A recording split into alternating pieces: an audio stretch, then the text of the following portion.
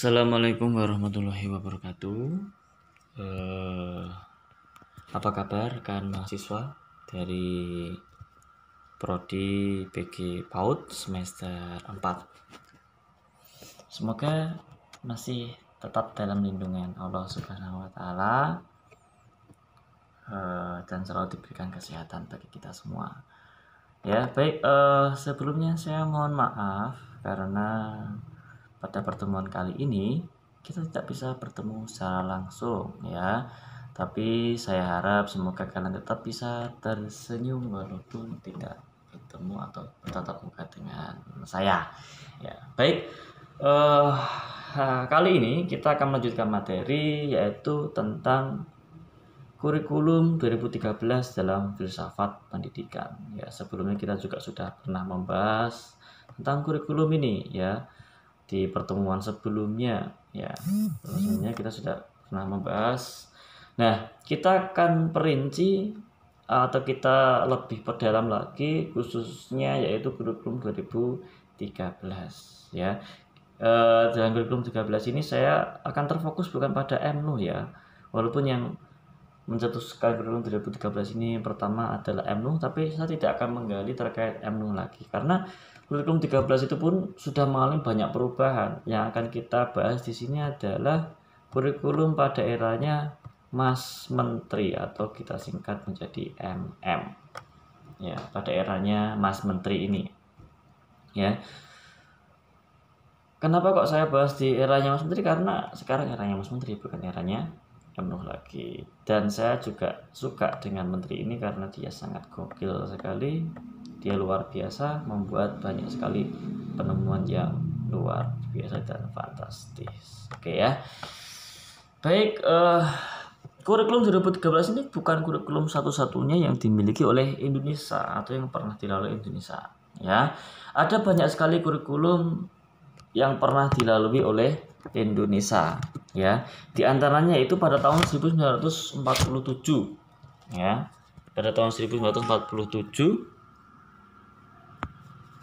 kita mengenal yang namanya Leerplan ya, atau yang disebut dengan rencana pembelajaran.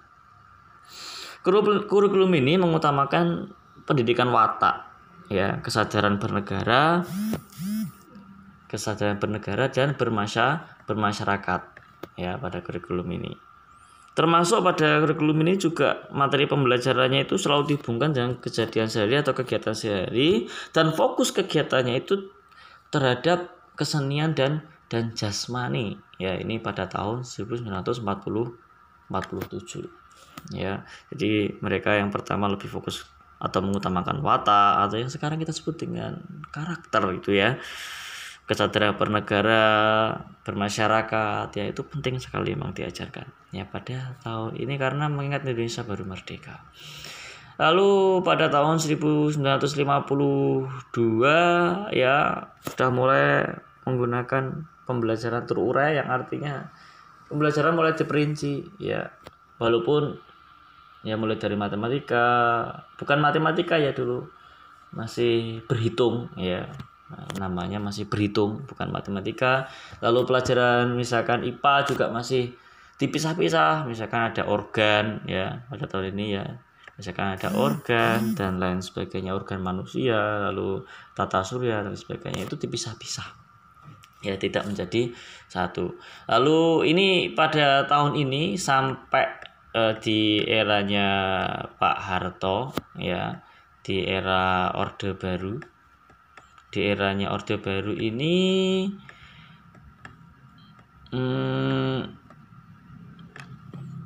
sampai pada era Orde Baru ini ya, jadi pendidikan di Indonesia itu dianggap baik ya, dianggap baik. Kenapa? Karena pada tahun itu kita bisa mengekspor atau bukan mengekspor ya. Jadi banyak dari guru-guru yang ada di Indonesia itu diminta untuk mengajar ke Malaysia ya pada era ini ya, luar biasa ini era ini ya.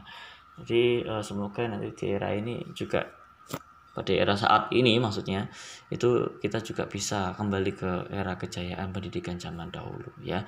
Lalu lanjut di era pasca reformasi, yaitu setelah tahun 1998 ya. Pada tahun 1998 itu era dimana setelah lengsernya Orde Baru ini atau lengsernya Pak Harto ya. Nah, di era ini banyak sekali perubahan kurikulum juga, mulai dari ya ada yang kita kenal apa? KBK ya. Pernah mengetahui itu enggak ya? Kurikulum berbasis kompetensi ya. Di sini saya masih ingat pada saat itu siswa setiap hari Sabtu nggak ada jam pelajaran, hanya kegiatannya hanya ekstra saja. Enak pada saat itu ya. Jadi Sabtu difokuskan untuk kegiatan ekstra. Sekarang pun sekolah-sekolah yang sekaliber swasta, ya bukan sekaliber ya, yang notabene adalah swasta itu kebanyakan juga mereka hari Sabtu menerapkan itu ekstra ya setiap hari Sabtunya, mulai dari ekstra hadro dan lain sebagainya, itu setiap hari Sabtu. Tujuannya untuk apa? Untuk menghadapi lomba-lomba yang ada ya. Untuk menghadapi lomba-lomba yang ada. Oke, nah selanjutnya mulai dari kurikulum KBK, kemudian ada KTSP, dan sampai saat ini yaitu ada kurikulum 2013 ya. Nah, di kurikulum 2013 ini saya tidak akan bahas, sekali lagi saya tidak akan bahas pada MNU, saya akan membahas pada zamannya Nadiem Makarim atau kita sebut dengan Mas Menteri ya. Kita sebut dengan Mas Menteri. Oke. Ya. Pada landasan filsafat Kurtilas atau kurikulum 2013 era Mas Menteri ya. Itu ada beberapa hal ya. Ada beberapa hal yang melandasi daripada secara filsafat ya, Kurtilas atau kurikulum 2013. Yang pertama adalah pendidikan berakar pada budaya bangsa ya, berakar pada budaya bangsa ya. Kita tahu Indonesia itu dibangun atas dasar budaya ya, atas dasar budaya. Kita tidak bisa memungkiri itu ya. Indonesia bisa merdeka karena budaya yang Indonesia adalah budaya yang ingin berjuang pada kali itu. Coba kalau budaya Indonesia itu adalah budaya malas-malasan, maka sampai sekarang pun mungkin Indonesia tidak akan bisa merdeka ya. Untung budaya Indonesia pada saat itu, diwariskan daripada zaman atau eranya Majapahit yang suka berperang atau memiliki atau tidak suka dijajah ya. Itu zamannya Majapahit, suka berperang dan sebagainya, keras ya. Zamannya Majapahit itu kekuasaannya bahkan sampai di Vietnam itu ya, kekuasaannya Majapahit itu ya. Jadi pendidikan berakar pada budaya bangsa ya. Ingat, budaya bangsa kita itu adalah apa? Budaya ketimuran ya, budaya ketimuran. Budaya ketimuran itu tidak bisa disamakan dengan budaya barat ya, tidak bisa disamakan dengan budaya barat, tidak bisa ya. Adat ketimuran itu memiliki adat, tata cara atau sopan santun yang lebih baik daripada era atau di negara barat ya. Negara barat memanggil ayahnya itu dengan panggilan nama langsung. Kalau di Indonesia nggak bisa kita manggil nama, misalkan memanggil ayahnya dengan misalkan nama bapak saya katakanlah Tukino, saya memanggil beliau dengan kata Tukino itu juga nggak mungkin ya, sangat tidak mungkin ya. Maka budaya Indonesia itu sangat karena budaya ketimuran itu lebih mengutamakan hal tersebut ya, yang bersifat sopan dan santun ya. Selanjutnya yaitu Ya ini yang diajarkan ya, yang diajarkan terkait ini atau yang kita sebut sebagai apa? Karakter ya, yang kita sebut sebagai karakter. Ya, karakter. Nah, yang kita sebut sebagai karakter, pendidikan karakter. Oke. Nah, yang selanjutnya yaitu proses pewarisan dan pengembangan budaya. Nah, ini proses pewarisan ini kita tahu beberapa tahun yang lalu banyak sekali budaya-budaya kita ataupun bahasa-bahasa kita pun banyak sekali dicuri oleh negara tetangga kita. Ya, nggak usah saya sebutkan negaranya, kalian juga sudah tahu ya. Nah, banyak sekali dicuri, maka proses pewarisan dan itu kenapa kok bisa tercuri? Karena ini tidak ada yang pertama ya, tidak ada penerusnya ya, penerusnya itu nggak ada. Maka kalau nggak ada penerusnya, bagaimana dia bisa tahu? Contoh misalkan budaya kalau di Ngawi, katakanlah di Ngawi punya di Tawun itu ada tari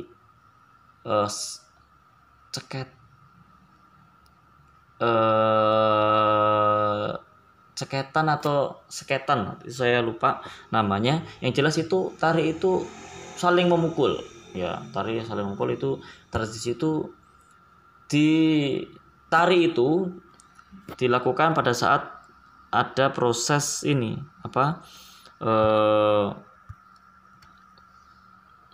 bersih desa ya, proses bersih desa. Nah itu kalau kita nggak tahu itu, generasi penerus kita tuh nggak tahu, bagaimana mereka mau mengembangkan budayanya, kan nggak bisa ya. Maka yang pertama penerusnya juga harus ada. Lalu setelah penerusnya itu ada, dididik ya, dididik. Kalau nggak dididik, bagaimana mereka bisa ya, cara dan lain sebagainya.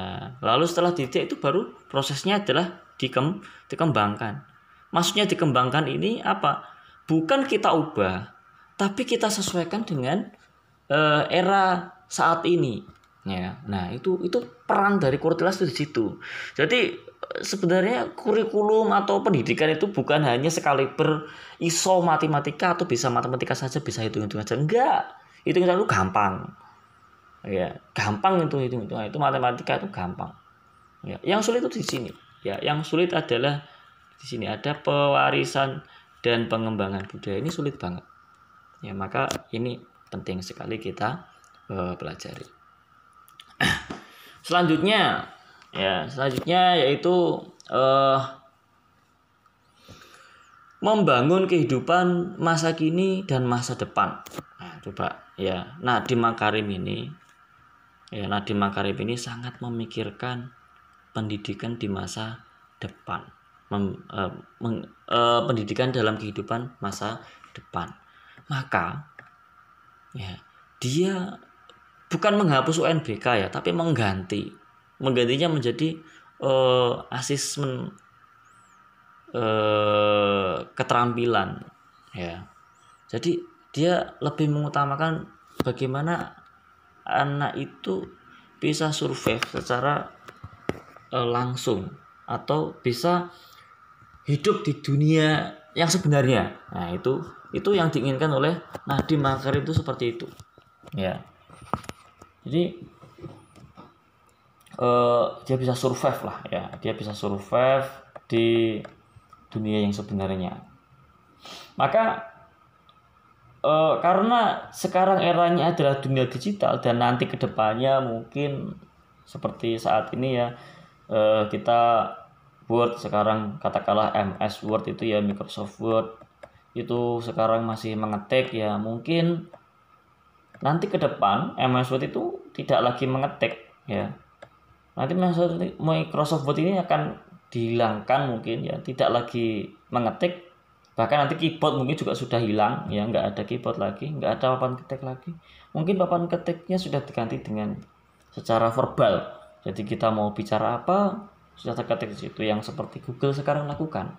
Ya ini harusnya Microsoft Word sudah mulai mengetahui ini ya. Jadi kita tidak perlu mengetik lagi. Mengetik itu juga susah. Jadi nanti kalian mengerjakan skripsi juga akan lebih gampang ya. Nggak perlu ngetik, kalian tinggal ngomong saja sambil makan, ya kan bisa itu ngetik ya. Itu ya. Ini masa depan ya. Jadi kita berbicara dengan masa depan, teknologi masa depan. Bayangkan Cina itu sudah menyusun kurikulum selama 100 tahun ke depan ya. Kita kapan menyusun kurikulum itu ya. Maka itu sangatlah penting bagi kita untuk bisa survive di masa depan. Lalu selanjutnya yaitu mengembangkan berbagai potensi ya. Mengembangkan berbagai potensi itu artinya di sini kita mengenal namanya pendidikan vokasional ya. Pendidikan vokasional. Jadi anak tidak harus pintar matematika ya, tidak harus pintar matematika ya. Jadi dia boleh pintar matematika tok boleh, atau dia bisa bahasa Inggris saja boleh, atau dia hanya bisa bermain musik saja boleh ya. Ya ini ya itu lebih kepada vokasional yang artinya bisa digunakan lah setelah dia lulus sekolah itu ya. Lalu pengembangan jati diri ya. Pengembangan jati diri ini artinya pengembangan jati diri itu adalah dia tahu dia harus bagaimana, harus berbuat apa ya. Dia tahu dirinya itu sekarang itu posisinya apa ya, mau kemana ya. Ini jadi harus tahu arah atau visinya itu tahu visinya sendiri. Sekarang banyak sekali sekolah-sekolah siswa itu yang pokok sekolah nggak tahu visi dia setelah sekolah itu kemana ya. Maka di sini proses pengembangan jati diri itu penting dalam Kurtilas era Mas Menteri ya. Selanjutnya itu sebagai subjek yang belajar. Artinya di sini peserta didik itu dia sebagai subjek yang belajar ya. Jadi artinya biarkan peserta didik itu belajar. Artinya gini, mencari tahu ya. Artinya di sini tuh dia adalah mencari tahu, searching ya. Dia mencari tahu atau searching. Dia mencari tahu apa ini, apa itu ya, karena sekarang dunia digital. Jadi guru itu bukan segala-galanya ya. Guru itu sekarang bukan segala-galanya. Bukan lagi segala-galanya ya. Nah, sekarang guru itu hanyalah sebagai fasilitator. Oke ya. Jadi bukan lagi sebagai sumber belajar, tapi sebagai fasilitator. Nah, selanjutnya aplikasi filosofi dalam kurikulum 2013. Ya. Aplikasi filosofi dalam kurikulum 2013. Ya. Di sini kita punya aspek filosofi. Ya, aspek filosofi ini yang pertama, yang ke atas, yang paling penting itu adalah kualitas yang perlu dimiliki. Ya, yang perlu dimiliki. Kualitas yang perlu dimiliki. Ya, apa itu maksudnya kualitas yang perlu dimiliki? Ya. Nah, jadi dalam filosofi, kenapa pembangunan filosofi kurikulum 2013 itu harus ada kualitasnya? Kualitasnya harus apa? Ya. Seperti tadi yang saya sampaikan ya, punya vokasi dan sebagainya ya. Itu termasuk kualitas, harus berkualitas. Ya. Maka salah satunya adalah harus muncul apa? Ide. Ya. Ide yang dimaksud di sini mungkin ya kompetensi based kurikulum ya. Jadi artinya kurikulum berbasis kompetensi ya. Lalu ada berakar pada budaya, mempersiapkan untuk kehidupan masa kini dan masa depan ya, yang tadi saya sampaikan ya. Nah, itu adalah ide atau gagasan-gagasan yang harus dimunculkan ya. Selanjutnya isinya. Ya, isi dari kurikulum itu apa? Ya, ada KI, KD ya, itu sudah tahu ya. Konten lebih sederhana. KI, KD sekarang RPP itu hanya satu halaman saja untuk era Nadiem itu. Dulu kan RPP sampai berlembar-lembar itu. Menurut Nadiem Makarim nggak penting. Ya, menurut saya juga nggak penting itu ya. Ya, ini hanya satu halaman saja. Ya, oke. Selanjutnya yaitu dalam pembelajarannya ya. Dalam pembelajarannya di sini ya ada pembelajaran langsung, tidak langsung, ya. Lalu ada kehidupan, terkait dengan kehidupan, ya, mengembangkan kemampuan mengamati, menanya, ya itu lebih penting, ya, menekankan pada kemampuan berpikir kritis, ya. Makanya Nadiem pembelajarannya akan dialihkan kepada apa? Kepada literasi, ya, kepada literasi dan apa? Dan literasi dan numerik. Cuma itu aja, ya, hanya literasi dan numerik, difokuskan kepada itu, ya. Jadi bagaimana mereka bisa membaca secara baik, lalu menghitung secara baik itu, karena emang hidup itu ya gimana ya, cuma itu aja sebenarnya, ya.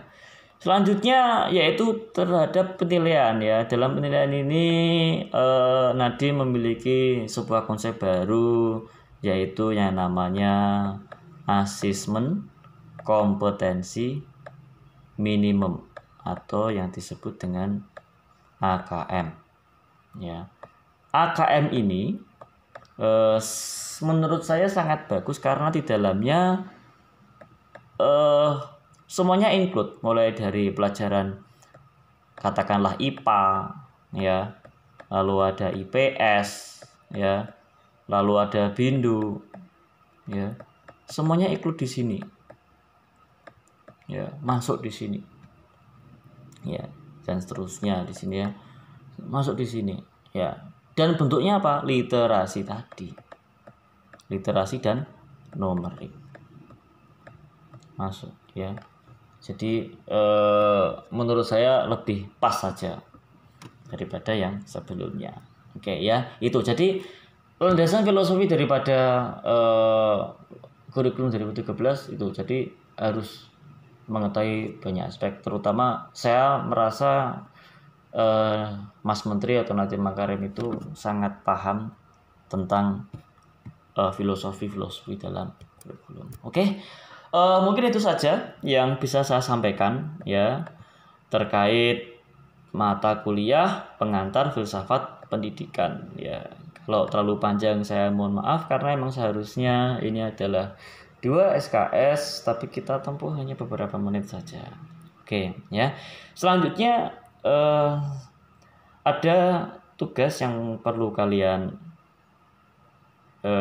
kerjakan, ya. Nanti silakan dicek sudah saya lampirkan di deskripsi bawahnya, ya. Oke, baik, mungkin itu.